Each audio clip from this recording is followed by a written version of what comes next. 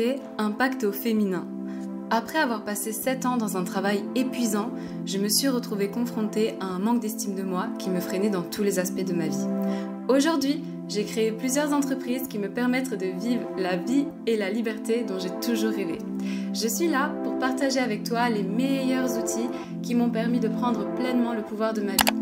Ensemble, nous explorons le design humain en profondeur, une approche révolutionnaire pour mieux te comprendre, ainsi que les thérapies naturelles qui te permettront d'entreprendre dans ce qui est juste pour toi et de faire respecter tes besoins réels.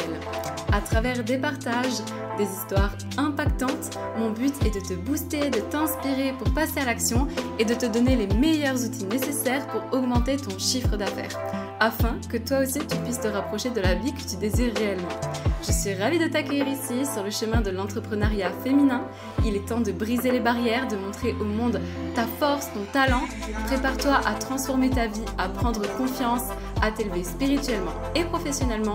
Alors allons-y, c'est parti, rentrons dans l'épisode. Hello et bienvenue à tous dans ce nouvel épisode d'Impact au féminin. Je suis très heureuse de vous retrouver aujourd'hui pour ce nouvel épisode très spécial puisque je reçois Loredane qui est praticienne en tarot et pas que. L'idée à travers de ce podcast, c'était vraiment de vous partager comment est-ce que vous pouvez intégrer le Human Design quand vous êtes thérapeute et peu importe la pratique en fait que vous avez au jour d'aujourd'hui, à quel point le design humain ça peut réellement booster la vie de vos clients et également votre vie en tant qu'entrepreneuse puisque vous savez que le design humain ça a vraiment ces deux faces, ça peut aider vos clients à mieux se comprendre, à aider vos clients à comprendre leur potentiel, mais aussi vous, de côté entrepreneur, à savoir comment vous organisez dans votre entreprise, comment gérer votre entreprise.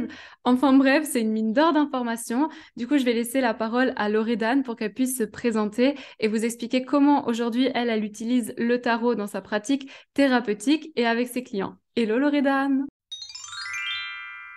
Je te remercie beaucoup, Elisa. Je suis hyper contente de faire cet épisode avec toi. Et tu vois, le podcast, c'est toujours été quelque chose qui était dans un coin de ma tête. Je te remercie pour ton invitation. Tu vois, en tant que projecteur, je me suis sentie vue et reconnue. Et c'est aussi le premier podcast, du coup, que j'enregistre de toute ma vie. Donc, merci à toi pour ton invitation. Et donc, je vais me présenter rapidement. Donc, je m'appelle Loredane et je suis alchimiste de vie. Alors, alchimiste de vie, tout simplement parce que les femmes qui viennent à moi dans mes accompagnements, elles sont à des tournants de leur vie, des changements de direction, des réorientations personnelles ou professionnelles. Et on va dire qu'avec les différents accompagnements que je propose, je suis un petit peu la clé d'alchimie qui permet de faire le point sur tout ce qui s'est passé, pourquoi ça les a amenés ici et qu'est-ce qui peut se jouer par la suite pour aller vers l'alignement et l'épanouissement. Et donc, dans les différents outils que j'utilise, il y a le tarot dont on va parler aujourd'hui. Je suis aussi formée en coaching de vie. Et puis, comme tu disais, tu es ma formatrice en design humain puisque depuis l'année dernière, j'ai commencé la formation HD avec toi que je rajoute désormais dans mes accompagnements. Donc ça, c'est pour ma casquette de thérapeute et d'accompagnante. Et puis, effectivement, on a un point commun sur notre attrait pour la formation, puisque moi, dans mon premier parcours de vie, j'ai fait 12 ans de formation dans l'esthétique. Et puis, je suis formatrice désormais en tarot Rider-Waite. Et donc, pour répondre à ta question sur le tarot, Oui. en fait, moi, j'utilise le tarot Rider-Waite, qui est une version un petit peu plus récente. Tu as le tarot de Marseille, qui date plutôt du Moyen-Âge, et le tarot Rider-Waite, qui est dans le début des années 1900.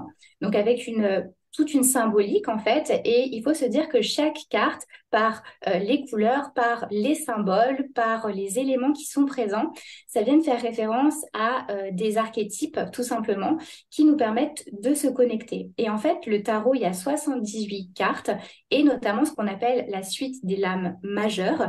Et en fait, ces lames majeures, ça représente un chemin, ça représente un voyage, un petit peu comme un voyage, si tu veux, d'introspection et de développement personnel, puisque chaque voyage du tarot, chaque cycle en fait que tu fais dans ta vie est aussi représenté par ces 22 lames. Donc tu as la première avec le battleur, c'est vraiment le début, l'enthousiasme, l'élan, acquérir des nouveaux outils, et puis c'est vraiment le début de tous les chemins. Donc dès qu'on démarre quelque chose, on a un peu cet enthousiasme à toute l'épreuve et puis cette insouciance. Et puis petit à petit, ce battleur, il va vivre différentes étapes d'introspection, de connexion à lui, de ses forces, de ses peurs, de ses doutes finalement. Donc tout un chemin très introspectif qui permet d'arriver à l'accomplissement et se sentir aligné finalement. La carte du monde, donc c'est la carte 21.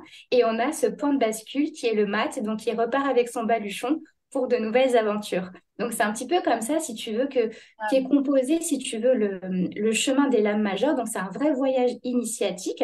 Et donc, c'est ce qui fait aussi la différence, si tu veux, en termes d'approche entre une voyante médium qui va te prédire l'avenir, qui peut utiliser des cartes ou qui parfois n'en a pas besoin, et une praticienne en tarot qui va en fait utiliser les archétypes finalement qui ressortent en termes de symbolique, de couleurs et puis de signification des cartes pour vraiment en fait connecter et aider bien les personnes qui viennent en consultation dans leur chemin de développement personnel.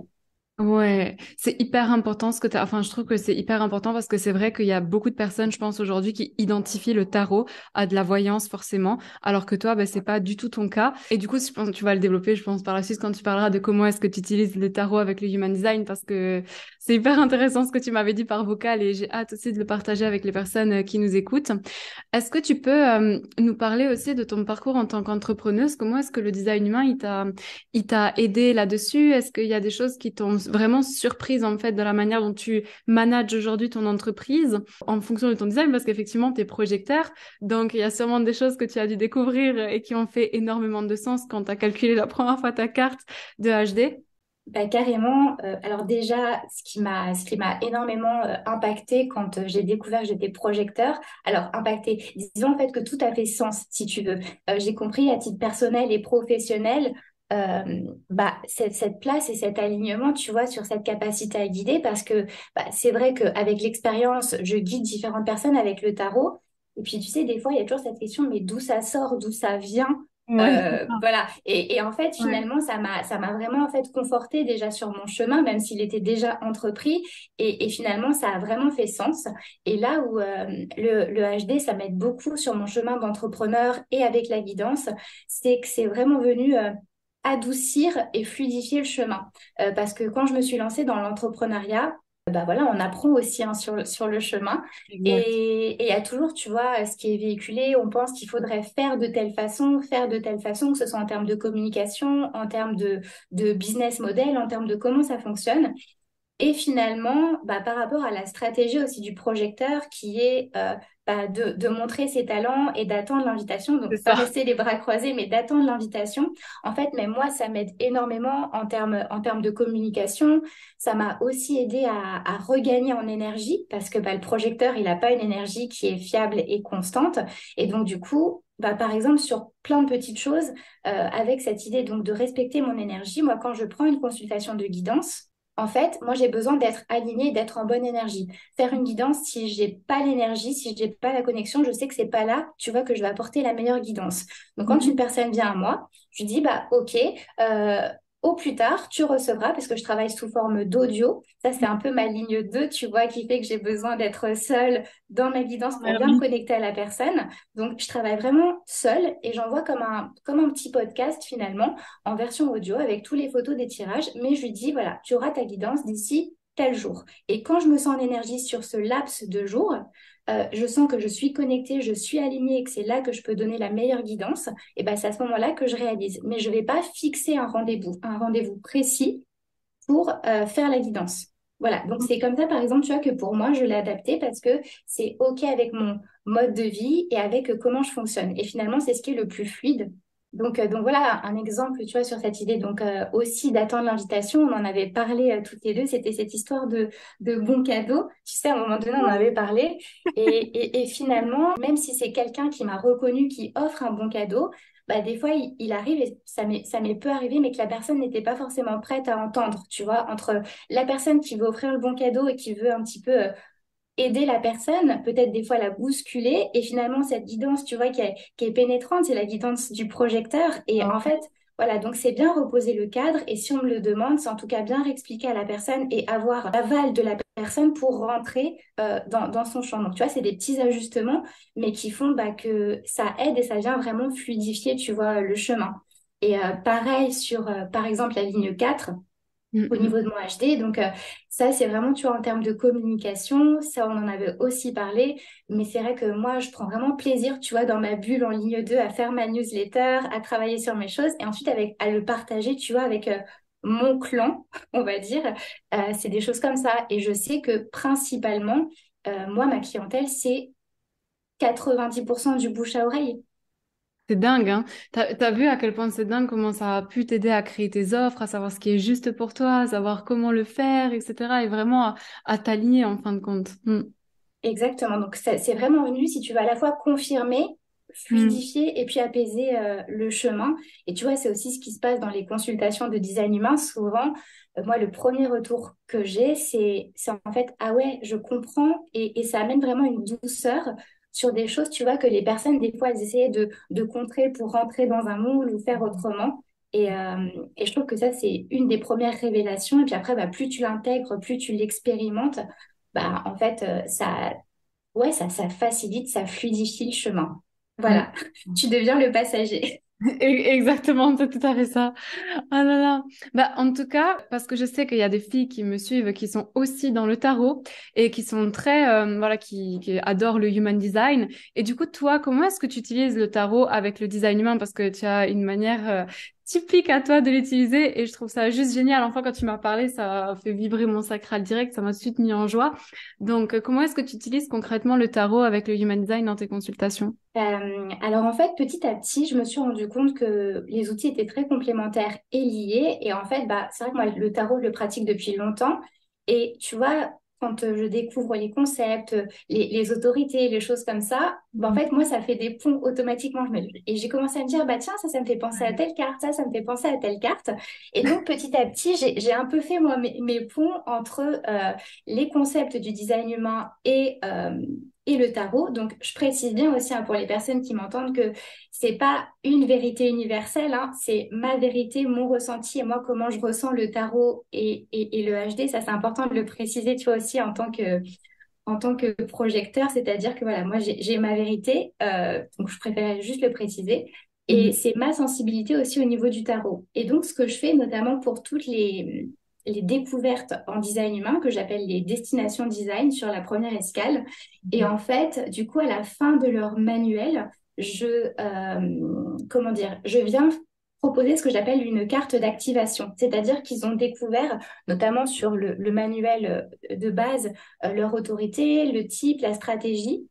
Et Mhm. donc, il y a tout un cheminement avec des questions d'introspection. Et à la fin, je viens choisir une carte de tarot qui correspond bah, notamment au type énergétique, par exemple, euh, pour vraiment permettre visuellement, tu vois, d'avoir aussi un support visuel. Parce que selon les personnes, tu vois, tu peux avoir l'écrit, mais c'est vrai que les cartes, justement, je te l'expliquais par tous les archétypes, les couleurs, la position des personnages, ça peut aussi vraiment venir faire résonner Oui. quelque chose. Et c'est pour ça que je parle vraiment d'une carte d'activation, parce que le but, c'est qu'une fois qu'ils ont fait toute la découverte de leur design, qu'ils terminent en fait avec cette dernière image bien visuelle, ou qu'ils aient aussi, tu vois, au besoin sur leur chemin d'expérimentation du HD, une carte d'activation à laquelle se référer, tu vois, parce que le HD, il y a tellement d'infos, tellement, on Oui, peut c'est ça. tellement plonger en profondeur. C'est C'est ça. voilà, quand j'ai besoin de me reconnecter à ça, à ça, à ça, bah, c'est leur donner ces cartes d'activation. Donc, notamment, tu vois, sur bah, les types énergétiques, pour moi, le manifesteur, donc je commence par le manifesteur, celui qui peut initier, celui qui avance, celui qui peut foncer finalement. Pour moi, Exact. c'est l'arcane du chariot.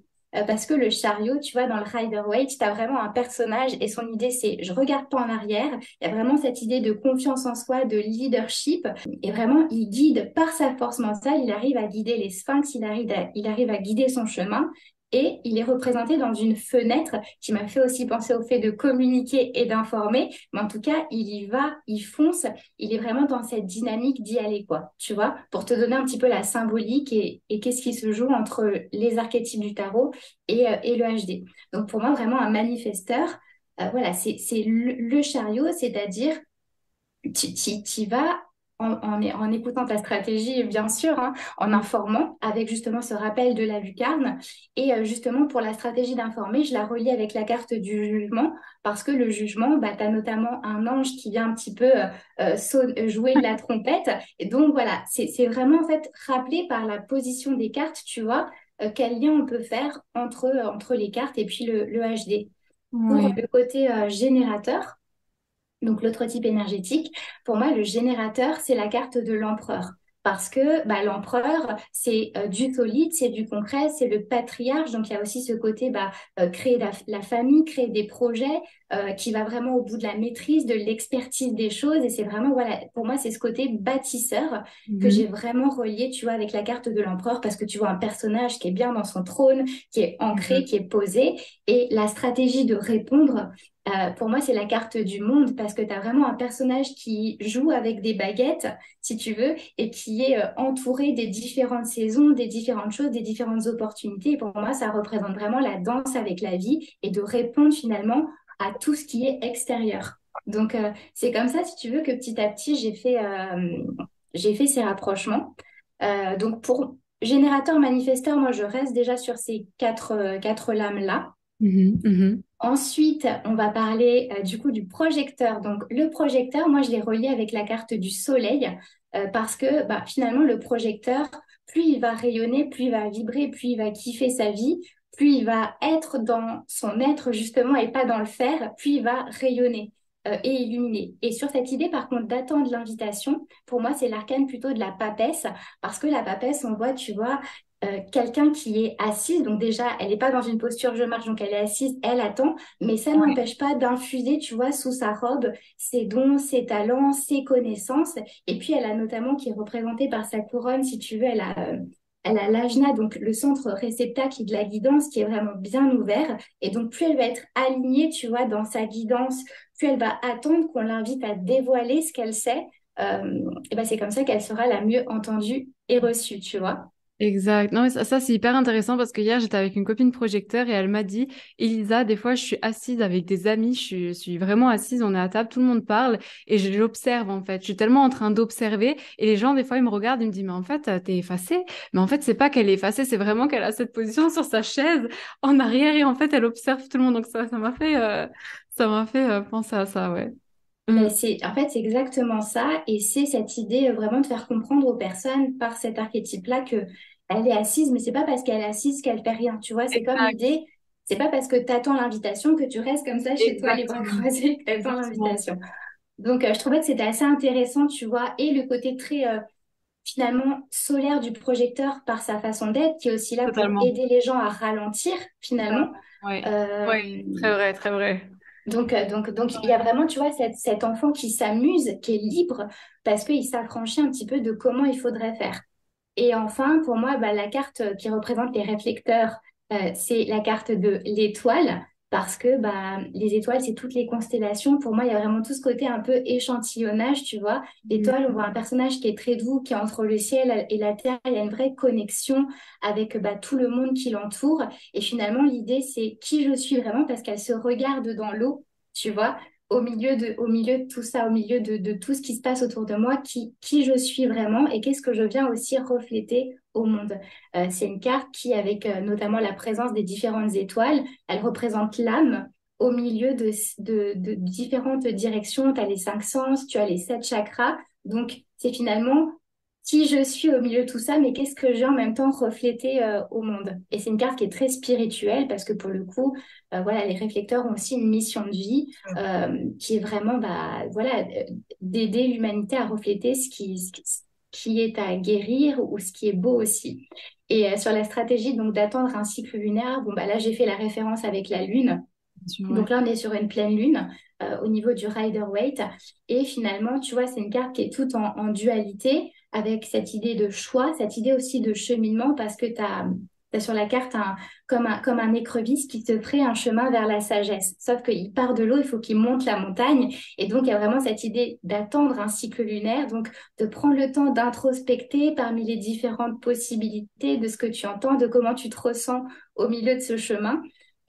Et puis bah, d'avancer sur la montagne. Et quand cette pleine lune, en l'occurrence, elle est présente, eh bien, c'est de travailler aussi avec ce cycle lunaire pour faire tes bilans, pour valider tes décisions, etc.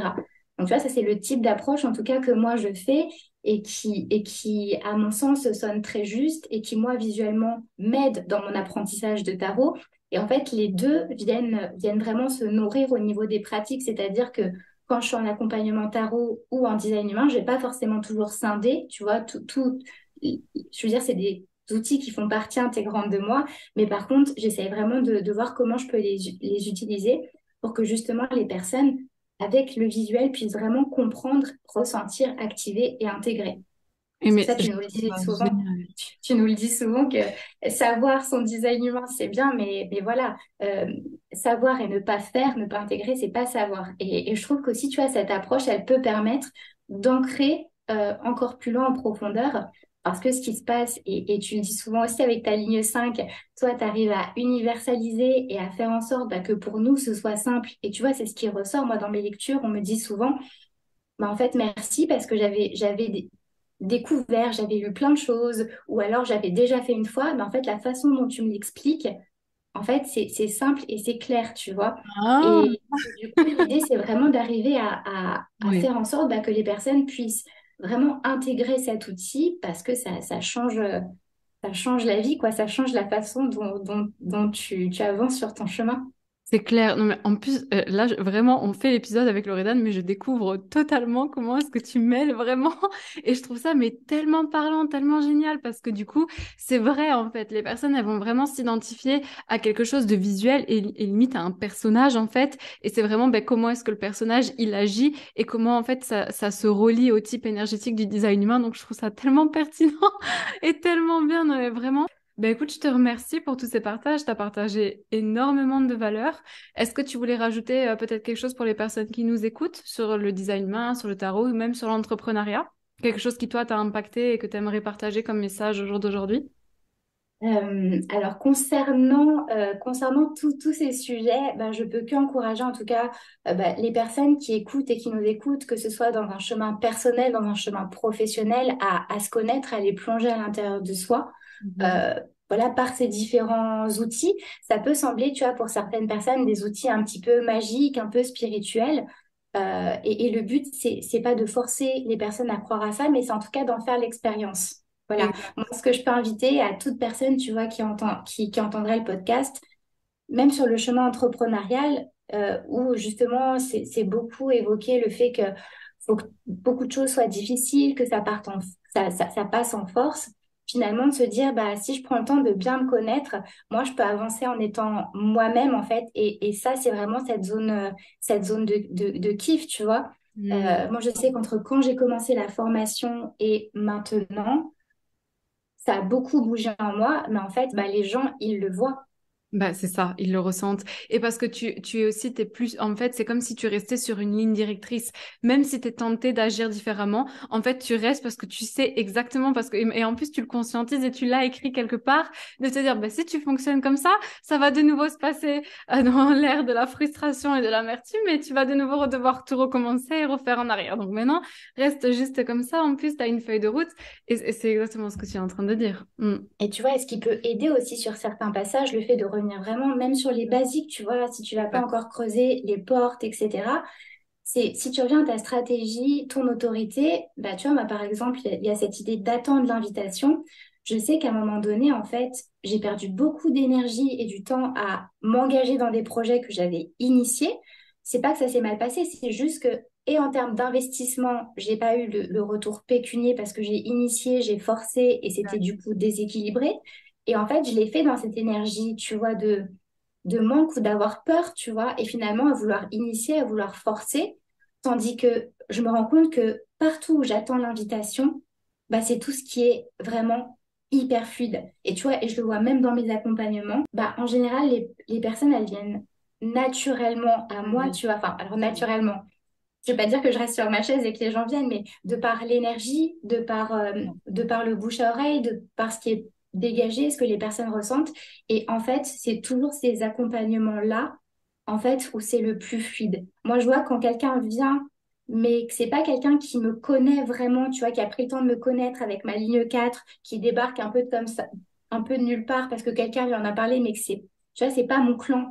Et quelqu'un qui m'a pas reconnu en Oui. fait, c'est pas les accompagnements, je dirais, de kiff, de cœur, et les plus transformateurs. Mm, Donc j'entends. ça aussi, ça aide vraiment, tu vois, à naviguer avec, avec bah, ma cliente de cœur. Et là, je le vois, en fait, plus je m'aligne sur mon design humain, plus j'attire vraiment, tu vois, cette cliente de cœur-là. Donc ça, c'est trop chouette, en fait.